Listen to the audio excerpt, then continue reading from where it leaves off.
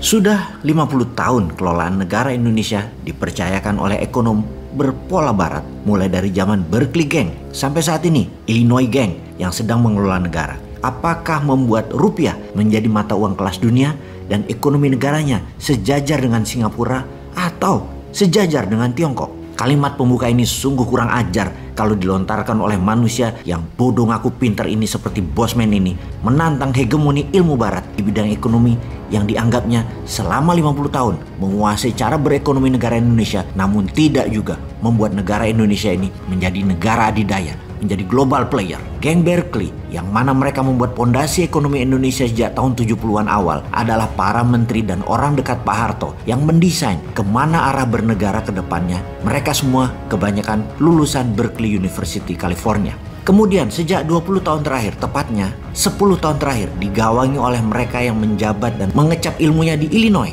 Chicago dengan ilmu barat. Keduanya tentunya belum juga membuat Indonesia menjadi negara superpower ekonominya dalam 50 tahun ini dengan cara mereka berilmu, berpikir, dan bertindak. Hehe, kurang ajar bener ya Bosman komennya. Jadi kalau kita melihat sumber daya alam Indonesia ini seharusnya kan jadi berkah, tapi kok kayaknya jadi kutukan kesannya.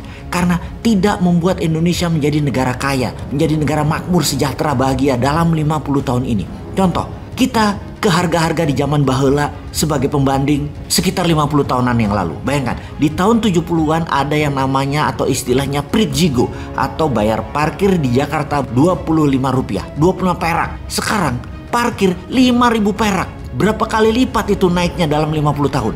200 kali atau 20.000%. Bagaimana itu jelasinnya? Dulu di tahun 70-an makan somai abang-abang 100 perak. Dapat kol, pare, somai, tahu, sampai telur. Sekarang 20.000 naiknya 20.000%. Dulu di tahun 70-an $1 cuma Rp370. Sekarang 15.000. Melemah 4.000%. Pertanyaan pertama, kira-kira 10 tahun ke depan kalau cara berilmu dan berpikirnya serta bertindaknya sama, apakah harga somai bisa jadi 10.000 atau malah jadi 30.000 10 tahun dari sekarang? Harga parkir bisa jadi 2.000 atau jadi 10.000 dalam 10 tahun dari sekarang? Harga dolar terhadap rupiah jadi 5.000 atau jadi 30.000 dalam 10 tahun dari sekarang? Kalau mau berubah bagaimana? Nah, ini males gua kalau nerangin beginian. Tuh nonton aja tuh udah 850 video Bosman di channel Sontoloyo yang kampungan wong deso itu. Kita lanjutkan data biar pada gerah semua dan pada mikir berjamaah biar lebih baik.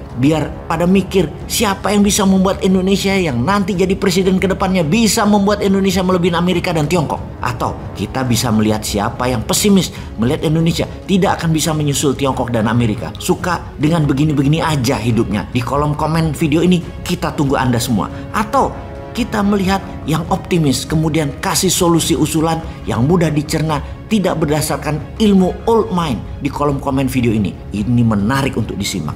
Data lain lagi adalah dalam 50 tahun produksi Indonesia hanya naik 20 kali, di mana inflasinya naik 70 kali. Seni bermain dengan inflasi adalah jumlah produksi sama dengan uang beredar. Dan dalam hal yang sederhana melihat Indonesia dalam 50 tahun belakangan ini adalah gap jarak antara produksi dan inflasi berjarak 3,5 kali. Alias, kalau kita bisa meningkatkan produksi 350% atau 3,5 kali lipat dari kemampuan produksi Indonesia pada saat ini, ke depan Indonesia adalah big giant country. Seharusnya 10 tahun yang lalu mulai dilakukan. Harusnya sudah 50 tahun yang lalu mungkin ini dilakukan. Atau ketika reformasi 25 tahun yang lalu kita lakukan ini. Tapi yang dilakukan hanya kekuasaan politik, bukan mensejahterakan bangsa dan negara. Mana program Grand Design peningkatan produksi Indonesia? Kita tantang sekali lagi. Mana Grand Design 10 tahun ke depan, 23 tahun ke depan Indonesia emas di 2045? Mana? Belagu banget nih Bosman. Mentang-mentang punya printing money strateginya, rencana pembangunan Indonesia emas melipat 5 kali lipat produksi Indonesia, sok-sokan menantang. Hehehe.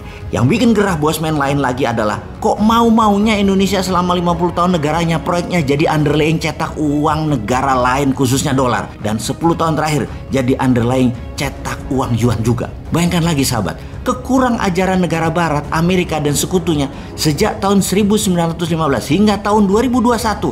Kenaikan uang beredar mereka lakukan dengan mencetak uang tiap tahunnya naik 15%. Gila nggak tuh?